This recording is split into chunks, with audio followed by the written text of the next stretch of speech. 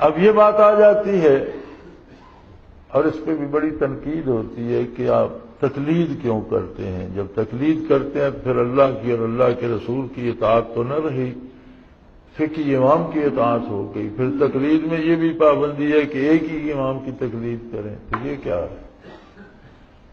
سب سے پہلی بات تو یہ سمجھ لیجئے کہ ایمانیات میں، عقیدے میں کوئی تقلید نہیں ہے، ہر شخص کا عقیدہ اپنا ہے کہ کتنا صحیح ہے کتنا غلط ہے وہ خود ذمہ دار ہے۔ تقلید ہے احکام شریعت میں، فقہ میں۔ اب احکام شریعت ہر بندہ تو نہیں جانتا، جو ہمارے حضرات غیر مقلد خود کو کہلاتے ہیں اور تقلید نہیں کرتے، کیا ان کا ہر فرد عالم ہے اور خود دین جانتا ہے؟ ان میں بھی تو عالم چند ہوتے ہیں اور باقی مخلوق ان پڑھ ہوتی ہے، تو وہ علماء سے پوچھ کر ہی عمل کرتے ہیں۔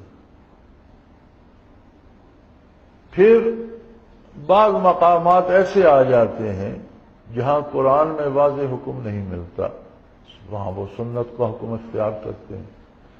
سنت میں نہیں ملتا تو پھر تلاش کرنا پڑتا ہے سلف صالحین میں سے، واقعات میں سے، قرآن کے حکم کے دائرہ کار کے اندر ہو، حدیث کے دائرہ کار کے اندر ہو، اور اس کی مثل کوئی کام متقدمین کے عہد میں ہوا تو انہوں نے کیسا کیا، اس کے مطابق کیا جائے، تو اسے کہتے ہیں اجتہاد۔ اب اجتہاد کے لیے شرط یہ ہے کہ وہ پوری طرح سے عالم ہو قرآن کا، قرآن کے معنی کا، تفسیر کا، تفصیل کا، صرف و نحو کا، حدیث کا پورا علم رکھتا ہو اور فنون حدیث کا پورا علم رکھتا ہو، حدیث کو جانچنے کی اہلیت رکھتا ہو، متقدمین کے حالات اور تاریخ سے پوری طرح آگاہ ہو، ان شعبوں سے اس کا سینہ منور ہو، تو پھر وہ اجتہاد کر سکتا ہے، ما شما ہر بندہ نہیں کر سکتا۔ جہاں کوئی ایسی بات آئی مجتہد کے پاس جانا پڑے گا، تو تقلید تو مجبوری ہو گئی۔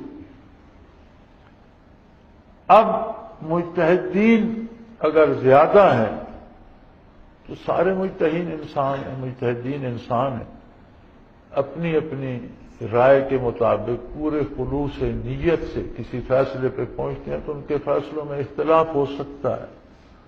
اس پر علماء نے قید لگائی کہ آپ کسی ایک مجتہد کا دامن تھام لیں، بھی کیوں؟ دوسرے بھی مجتہد ہیں، لیکن اگر یہ چھٹی ہوگی کہ جس مجتہد کی چاہے تقلید کر لو تو پھر لوگ آسانیاں تلاش کریں گے، جس مجتہد کی طرف آسانی ہوگی ایک اس مسئلے میں اس کو اختیار کر لیں گے، دوسرے مسئلے میں دوسری طرف آسانی ہوگی تو وہاں ادھر چلے جائیں گے۔ لہذا یہ قید علماء نے لگائی کہ بھئی ایک مجتہد جس کو چاہیں اس کی تقلید کر لیں اور اس پہ قائم رہیں، تاکہ مقصد اطاعت الہی اور اتباع رسالت ہو، خواہش نفس کی پیروی نہ بن جائے۔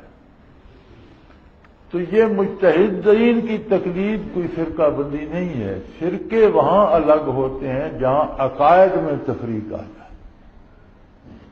احکام شریعت کو مجتہدین سے لینا، اب ایک مجتہد کہتا ہے کہ ہر تکبیر پہ ہاتھ اٹھایا جائے، دوسرا فرماتا ہے کہ نہیں، تکبیر اولیٰ پہ ہاتھ اٹھائے وہ کافی ہیں، حکم کی تعمیر ہو۔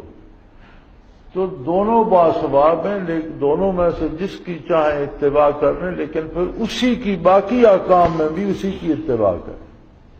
یہ نہ ہو کہ جدھر اپنی خواہش کے مطابق آسانی نظر آئی ادھر چلے گئے، اس لیے پابند کیا گیا۔ ورنہ تقلید کی حیثیت صرف یہ ہے کہ مسئلہ نہیں جانتا اور کسی سے پوچھ لیا۔ اب جو تقلید نہیں کرتے وہ ما شما سے پوچھ لیتے ہیں، جو تقلید کرتے ہیں وہ ائمہ مجتہدین میں سے کسی سے پوچھتے ہیں، تو پھر بہتر تو وہی رہے جو مجتہدین میں سے کسی سے پوچھ لیتے ہیں۔ اور اس کا حکم بھی ہے فَاسْأَلُوا أَهْلَ الذِّكْرِ إِن كُنتُمْ لَا تَعْلَمُونَ، اگر تم نہیں جانتے تو جاننے والوں سے، اہل علم سے، سمجھنے والوں سے پوچھو۔ تو مجتہد یہ تقلید ہوتی ہے، یہ تو مسائل فقہ میں ہوتی ہے، اعمال میں ہوتی ہے، ایمانیات میں تو ہوتی نہیں، ایمان تو ہر فرد کا اپنا اپنا ہے۔